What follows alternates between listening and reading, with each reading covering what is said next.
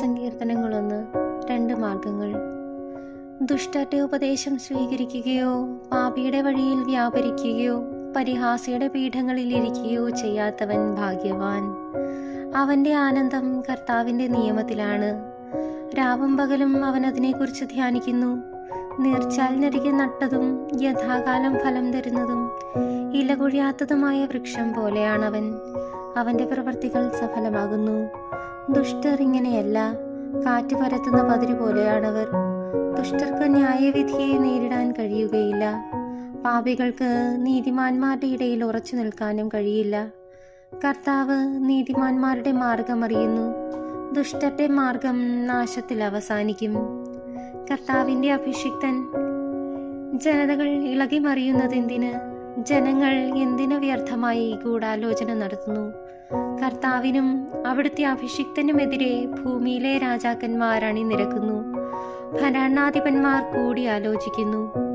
അവർ വച്ച വിലങ്ങുകൾ തകർക്കാം, അവരുടെ ചങ്ങലകൾ പൊട്ടിച്ച് മോചനം നേടാം. സ്വർഗത്തിലിരിക്കുന്നവൻ അത് കേട്ട് ചിരിക്കുന്നു. കർത്താവൻ അവരെ പരിഹസിക്കുന്നു.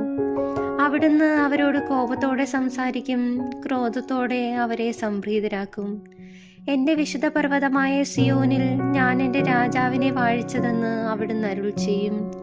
കർത്താവിൻ്റെ കൽപ്പന ഞാൻ വിളംബരം ചെയ്യും. അവിടുന്ന് എന്നോട് അരുൾ ചെയ്തു, നീ എൻ്റെ പുത്രനാണ്, ഇന്നു ഞാൻ നിനക്ക് ജന്മം നൽകി. എന്നോട് ചോദിച്ചു കൊള്ളുക, ഞാൻ നിനക്ക് ജനതകളെ അവകാശമായി തരും. ഭൂമിയുടെ അതിരുകൾ നിനക്ക് ഞാൻ അധീനമാക്കും. ഇരുമ്പ് തണ്ട് കൊണ്ട് നീ അവരെ തകർക്കും, മൺപാത്രത്തെ എന്ന പോലെ നീ അവരെ അടച്ചുടയ്ക്കും. രാജാക്കന്മാരെ വിവേകമുള്ളവരായിരിക്കുവിൻ, ഭൂമിയിലെ അധിപന്മാരെ സൂക്ഷിച്ചുകൊള്ളുവിൻ.